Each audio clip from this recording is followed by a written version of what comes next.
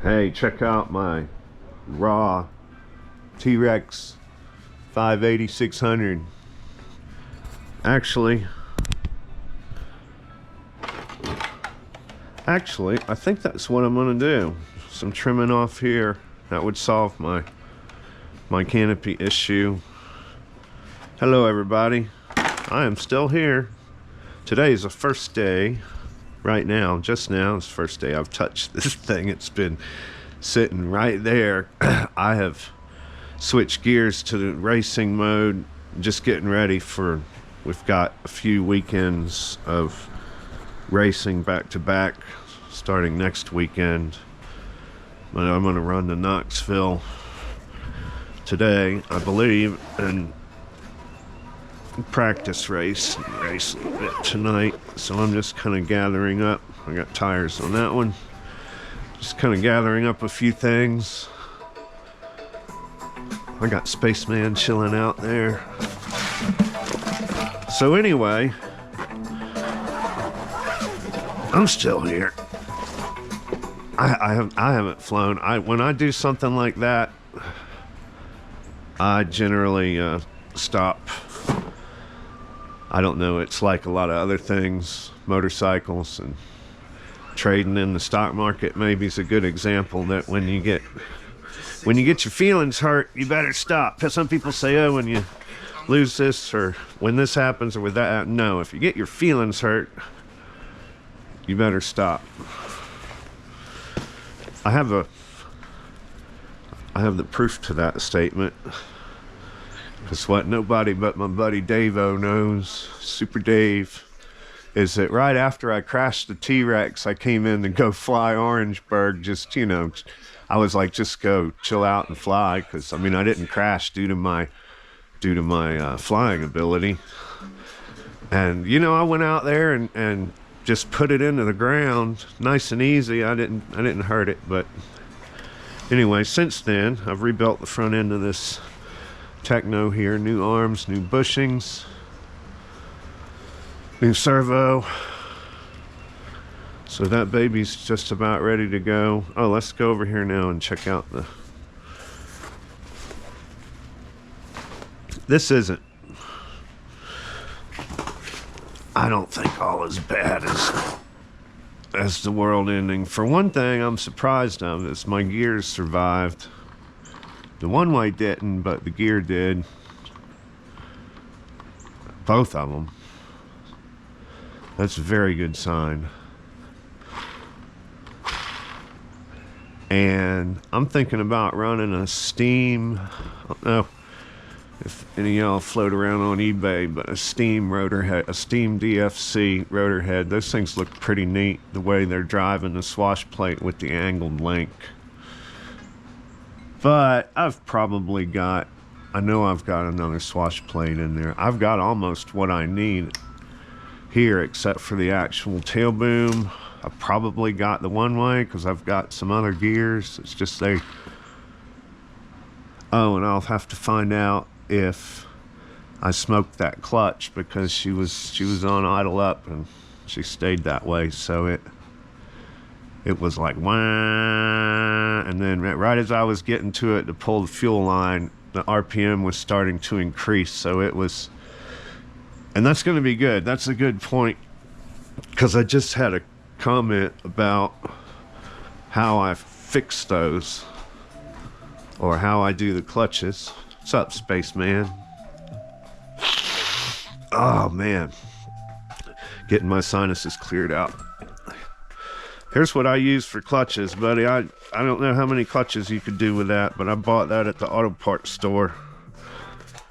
And I was hoping there was a name on it, but it's probably Permatex or Felpro or something like that. And on a Trex 600 clutch, which I think is the same as the 700, I think they all use the same stuff. So let's see here, that's 0. So what is that stuff? That's actually, I think I said it was a millimeter. That's a little bit less. That would be 1 millimeter right there. Right? Yep. So 0.8 of a millimeter to a millimeter maybe. I don't know. I think thinner would be okay, but I wanted to get it as thick as I could. And with using that, you know, when you cut it in a little strip, I don't have a clutch to show anybody, I don't think. But, wow. Oh, there's hot dog. There's my one way right there. Dadgummit. No. I don't have a clutch. I do have I got a Buku main shafts, but I don't need those DFC shafts. Do I have a swatch plate in here? I have a swatch plate up here. I'm getting sidetracked. This is what I do in the mornings. Let's go in about 15 different directions. I've got a set of blade ground. Oh, that's the DFC. This is DFC, so maybe I'll just switch it back to DFC. If I do that, I've got to switch back to these blocks and take out my little hot shot blocks, which don't matter. I've got a set of... All right, back to the clutch. So anyway, I think this stuff works pretty good, man. You can find the clutch things on eBay from time to time, the little strips, but I feel like this is pretty much the same material. And anyway, I JB weld that in there. We're gonna leave this out. I might peck on this. No, I gotta get ready to go to Knoxville. That's why this is just something to do instead of actually getting into something here, because I'm getting ready. Just wanted to have an update situation on this bird. So let's see what else we got here. I also think I can get a case for my X-Guard switch, so that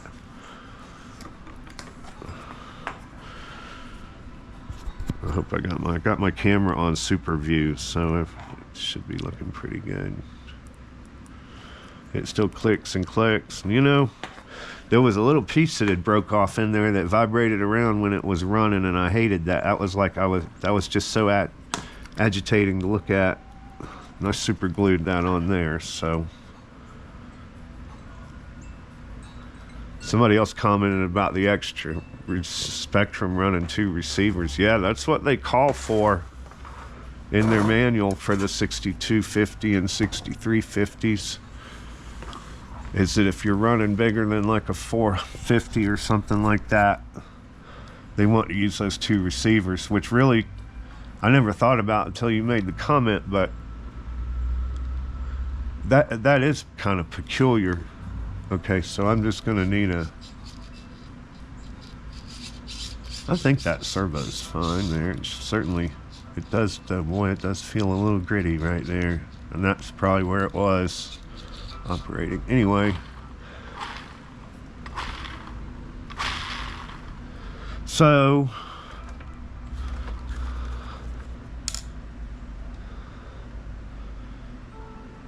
man, I'm surprised that actually. So this piece was original to the helicopter, but the side frames were new. All right, and this thing must have come in straight on its nose, just straight. I must have come in just straight down because the pipe, and it's amazing that the landing gear does not even appear to be. No, nothing.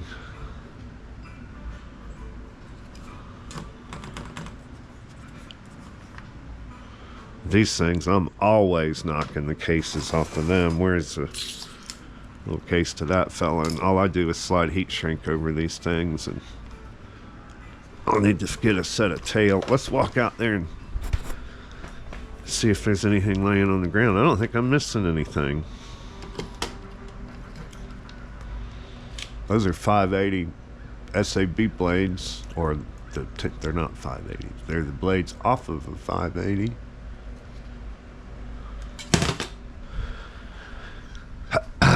Ooh, let me get my cigar.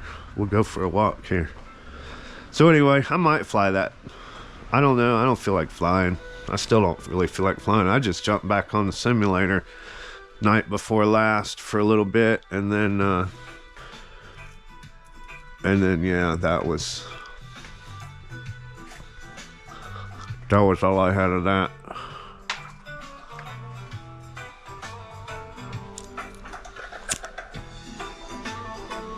What up, spaceman?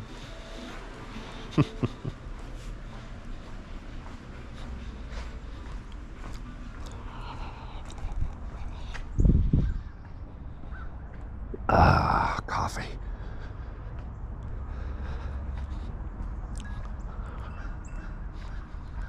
I was doing my little normal thing out here flying around. I was having some fun.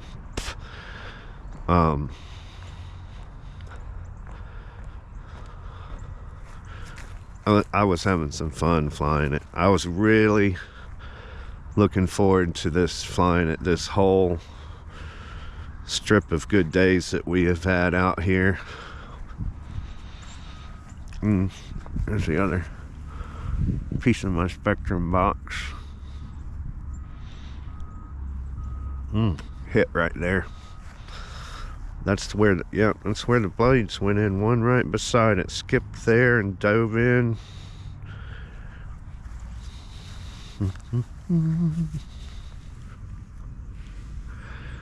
Pick up the pieces and go. Oh, that's the drive for the end of the torque tube.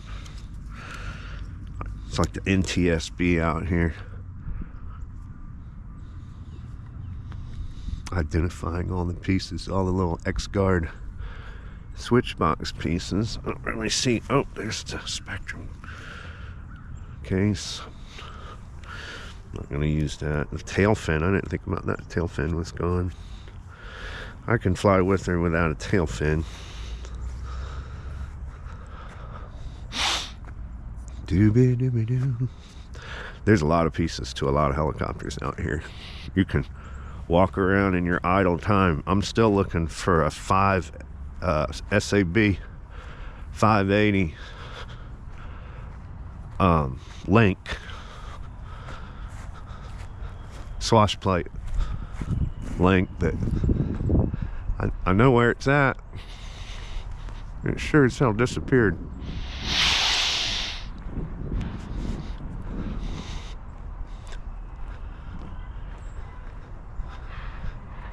Alright, I guess that's all I got. Yorkster needs to come out here and run. So, carbon tail boom. Switching back to DFC on the rotor head, because I got to pull this out anyway to switch that one way, so I may as well switch those bearing blocks out. Boy, I tell you, on T-Rexes, when you buy one, that's the killer dealer there. Usually somebody has stripped all those out.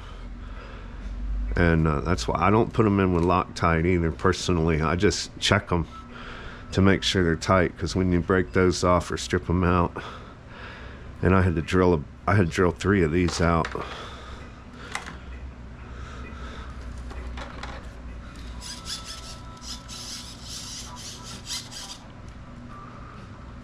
This guy back here. And I've always had the wrong ball in there, because the one in the kit, it's gone. No, there it is right there. That's the one you're supposed to put in it that has that little flange on it. So there you go. Alright, I'm getting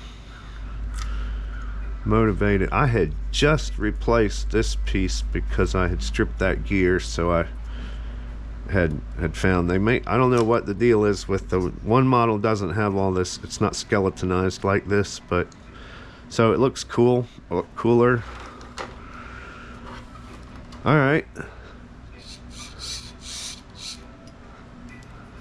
you know, and yeah, I usually break the pipe off and shear the bolts and stuff like that. That didn't happen, so that happened to that one last time. How you feeling over here, brother? I did already charge this battery just for the fun of it. And you know, the reason that happened partially is because on this battery system, that battery was set for 48 hours. All right. Like, let's look at this car battery, and I'll show you what I mean. So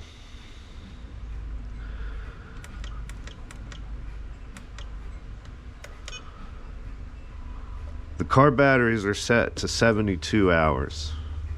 So at 72 hours, and you can change that to whatever you want. The helicopter flight batteries I do at 24 hours generally. The receiver battery was set at 48 because I went back and looked.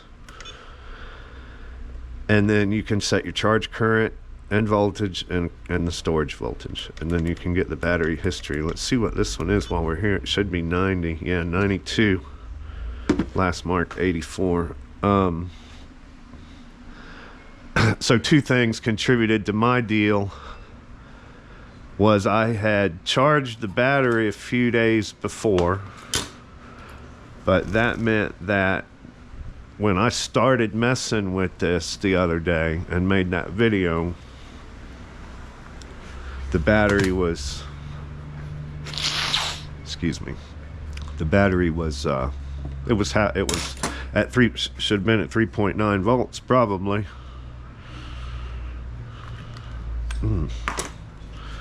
Let's see what this guy should. That's probably going to be what it's at now. No, it hasn't.